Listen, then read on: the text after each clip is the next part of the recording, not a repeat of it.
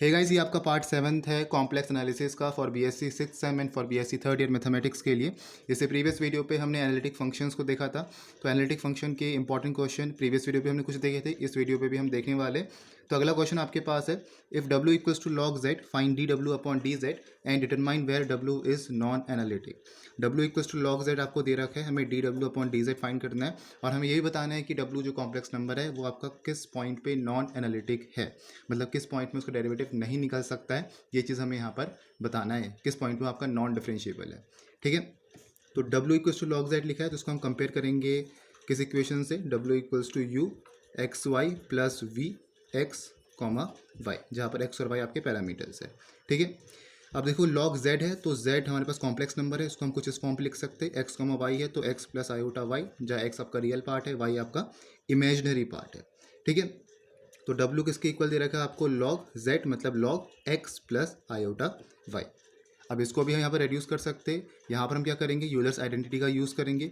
Euler's identity क्या होती है आपकी कि x प्लस आयोटा वाई या z किसके इक्वल होता है, r times e to the power i theta. ये आपकी यूलर्स की आइडेंटिटी होती है। ठीक है, ये हमने देखा हुआ है यूलर्स फॉर्म पे, जहाँ पर r आपके पास क्या है, modulus of the complex number, और e to the power I theta को हम लिख सकते हैं cos theta plus iota sine theta. अब दोनों साइड लॉग ले लो तो ये मिलेगा आपको log x plus iota Y, और यहाँ मिलेगा आपको log R into E to the power I theta. इसको कैसे लिख सकते हो, log R plus log E to the power I theta, मतलब लॉग आर प्लस और log E to the power I theta है तो आई थीटा नीचे आ जाएगा, लॉग ई आपका 1 होता है तो ये बन जाएगा आपके पास आई टाइम्स थीटा। ठीक है, और यहाँ क्या है, log x plus iota Y है। अब आपके पास जो यहाँ आर है वो क्या है, under root x square plus Y square, मतलब modulus of the complex number. Theta क्या होता है आपके पास, argument of the complex number, किसके इक्वल होता है, यहाँ पर आपके पास एक्स और वाई दे रखा है तो tan inverse Y upon X, ये सब चीज़ें हमने देखी हुई है। तो क्या मिलेगा आपको यहाँ पर, log x plus iota Y किसके इक्वल हो गया, log under root x square plus Y square plus iota tan inverse Y upon X. ठीक है, under root x square plus Y square है तो हाफ ऊपर आएगा, हाफ आपका आगे आ जाएगा क्योंकि लॉग है, तो ये बन जाएगा half log x square plus Y square plus iota tan inverse Y upon x और log x plus iota y. तो फाइनली आपको यहाँ पर रेड्यूस होके ये चीज़ मिलने वाली है।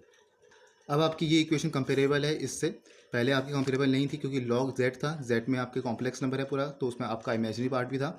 अब आपका कंपेरेबल है, हम यहाँ पर यू एक्स वाई जो ये है ये क्या हो जाएगा आपके इसके equal, half log x square plus Y square के, और जो आपका वी एक्स कॉमा वाई है ये किसके इक्वल होगा, tan inverse Y upon X के। ठीक है, ये आपका वी वाला पार्ट हो गया, वी फंक्शन, और ये आपका यू फंक्शन हो गया। ठीक है, अब यहाँ पर हम क्या करेंगे, हम यहाँ पर कॉशी-रायमन इक्वेशन से देखेंगे, अगर सेटिस्फाई कर रही है तो वो आपका एनालिटिक होगा हर पॉइंट में, एक्सेप्ट हमें एक बताना है कि एक पॉइंट में आपका एनालिटिक नहीं है, बाकी उसमें आपका एनालिटिक है, तो हम कॉशी-रायमन इक्वेशन से बता सकते हैं।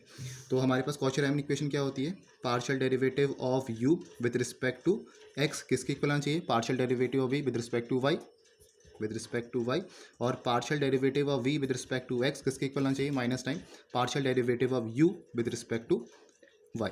ठीक है, तो ये आपके यहाँ पर कॉशी-रायमन इक्वेशन होती है, ये दोनों आपकी सेटिस्फाई होगी तब आपका जो फंक्शन होगा वो आपका एनालिटिक होगा उस पॉइंट में। ठीक है, तो partial derivative of you with respect to X, मतलब इसका partial derivative with respect to X, तो एक्स आपका वाई तो आपका कांस्टेंट होगा, एक्स के रिस्पेक्ट में डिफरेंशिएशन होगा, therefore partial derivative of you with respect to x किसके इक्वल हो गया, X upon X square plus Y square, क्योंकि नीचे आपका टू है, यहाँ पर भी आपको टू कॉमन मिलेगा, दैट मीन्स टू से टू आपका कैंसिल हो गया और बचा आपका X upon X square plus Y square.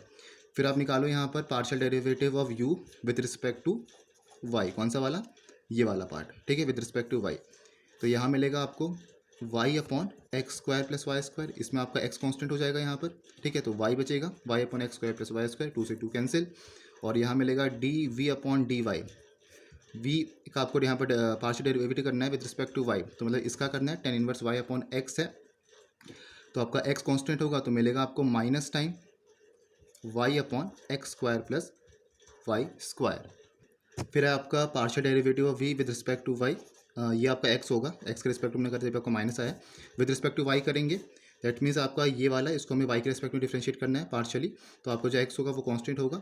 ठीक है, तो यहाँ पर क्या मिलेगा आपको, X upon X square plus Y square.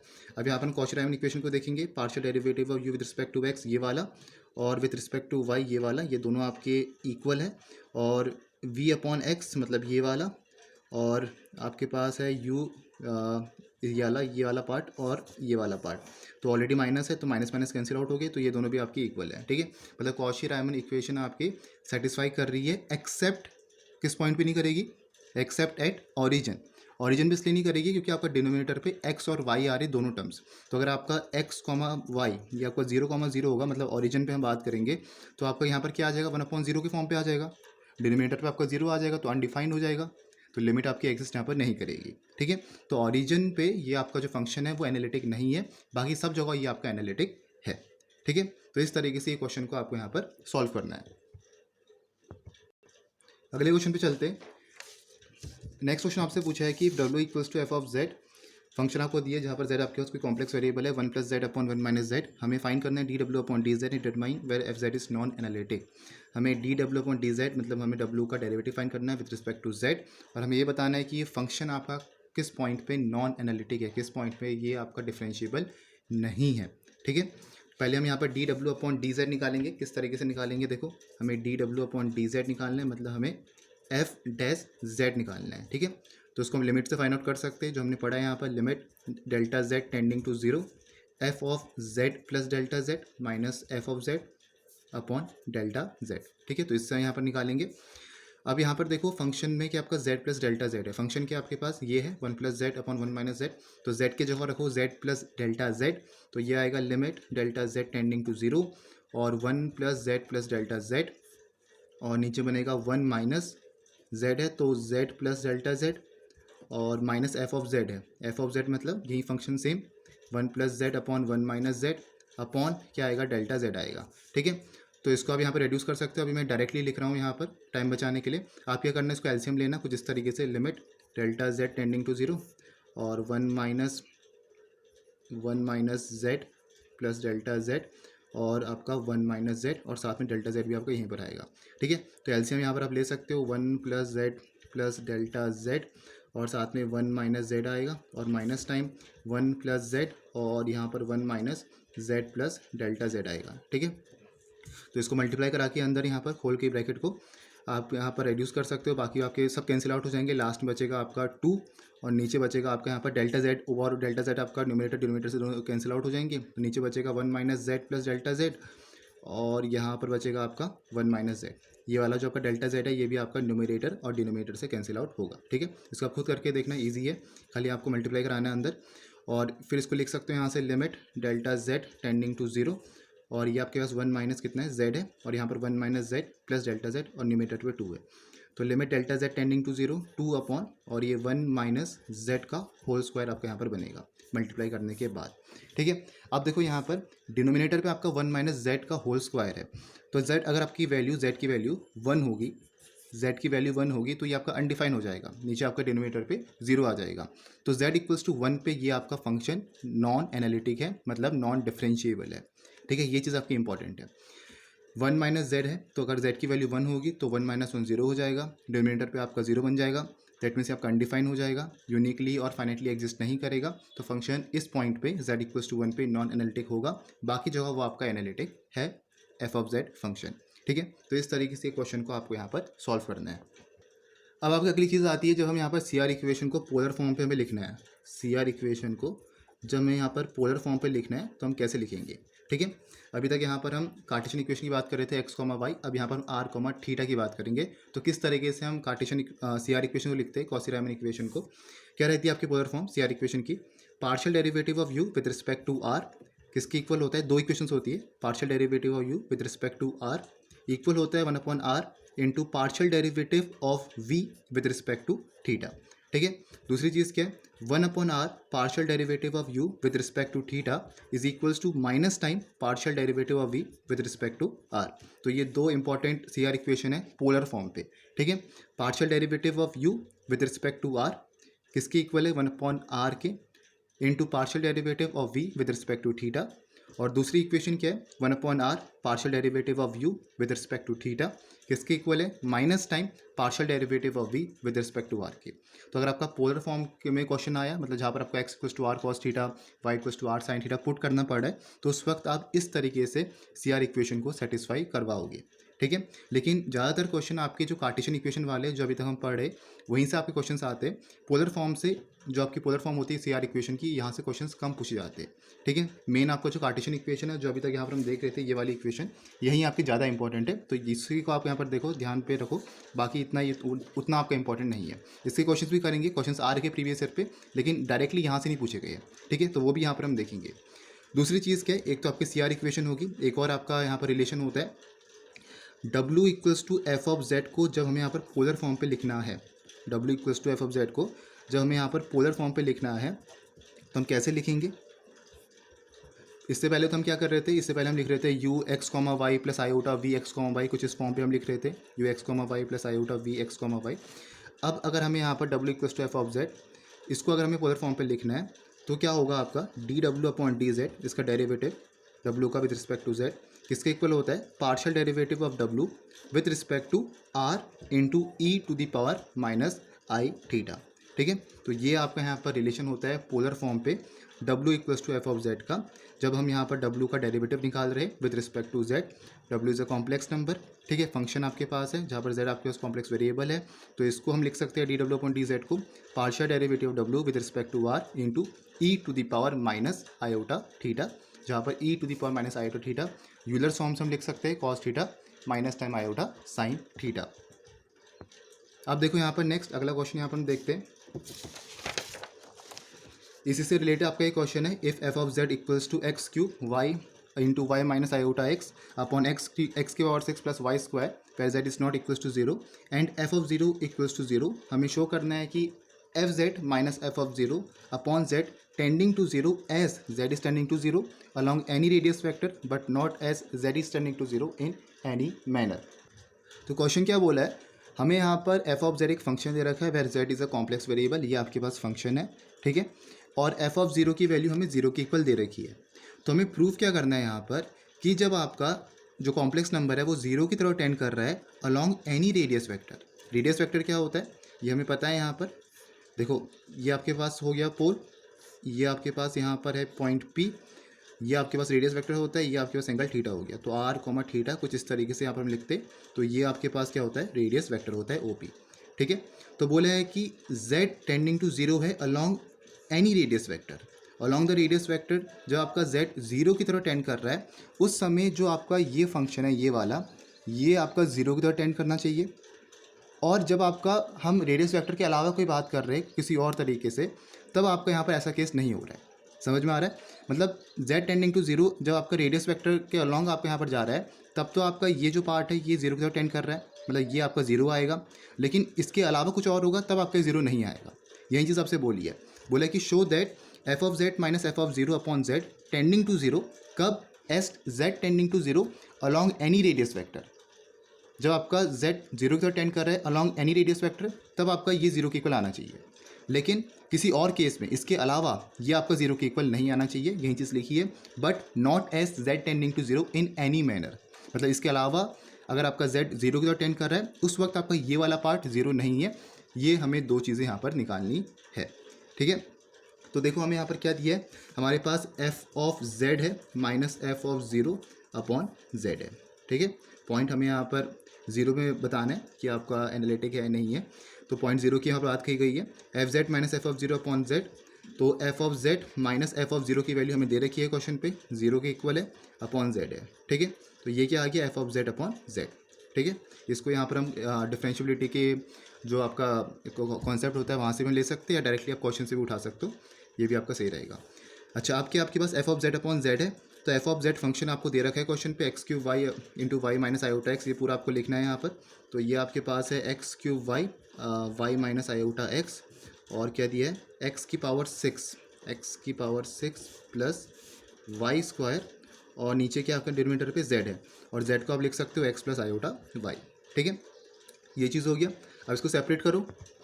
अब क्या कर रहा हूँ यहाँ पर मैं, अब यहाँ पर मैं माइनस आयोटा को कॉमन निकालूंगा, माइनस आयोटा को कॉमन निकालूंगा तो क्या आएगा, ये बनेगा आपका एक्स क्यू वाई, तो ऐसे ही रहा, माइनस आयोटा कॉमन आ गया तो अंदर बचा आपके पास माइनस आयोटा है, तो ये आपका एक्स ही रहेगा, और यहाँ पर वाई है। ठीक है, और यहाँ पर आपके पास माइनस आयोटा है, तो हम लिखेंगे इसको प्लस टाइम आयोटा वाई, क्योंकि बाहर माइनस आयोटा है और आयोटा आयोटा आपके पास -1 होगा तो माइनस माइनस प्लस हो जाएगा, ठीक है, तभी आपको यहाँ पर वापस वाई बनेगा। तो minus iota x cube Y into x plus iota y, x की पावर 6 प्लस वाई स्क्वायर और नीचे एक्स प्लस आयोटा वाई, ठीक है। तो हमने करा कि यहाँ पर हमने माइनस आयोटा को कॉमन निकाला और यहाँ पर आपका एक्स ही बचा और यहाँ पर ऑलरेडी आपका वाई था तो हमने लिखा इसको प्लस आयोटा, क्योंकि iota into iota, iota square होता -1 होता, माइनस आपको ऑलरेडी बाहर है तो माइनस माइनस प्लस बन जाता, तो अगेन आपको वाई ही मिलता। तो हमने यहाँ पर इस तरीके से लिखा है, ठीक है। अब ये दोनों आपके कैंसिल आउट हो जाएंगे तो बचेगा क्या, minus iota x cube y upon x की पावर 6 प्लस वाई स्क्वायर। तो कि कुछ आपका इस फॉर्म पे यहाँ पर बनने वाला है। अब क्या यहाँ पर अज्यूम हम करेंगे कि आपका जब z 0 की तरफ टेंड कर रहा है अलॉन्ग रेडियस वेक्टर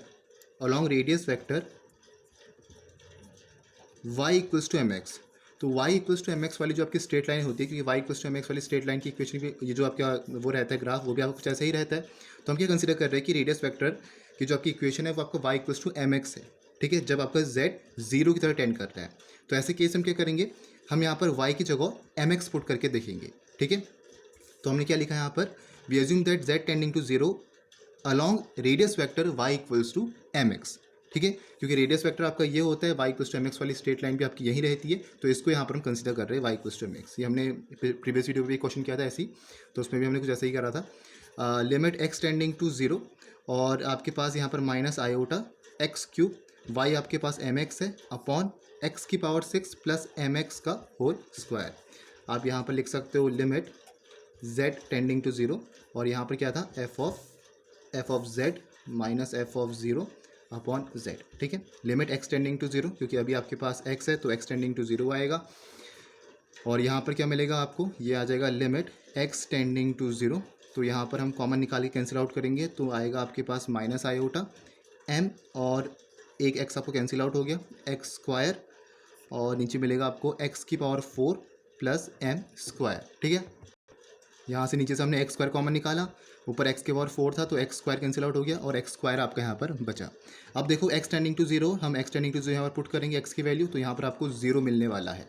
तो यही चीज़ आपसे बोली थी कि जब आपका यहाँ पर क्वेश्चन में क्या बोला था कि जब आपका z 0 की तरफ टेंड कर रहा है अलॉन्ग एनी रेडियस वेक्टर, और वो रेडियस वेक्टर हमने y इक्वल्स टू mx माना था, इसलिए माना था क्योंकि y इक्वल्स टू mx वाली भी आपकी स्ट्रेट लाइन ही होती है जो आपकी ऑरिजिन से पास होकर जाएगी।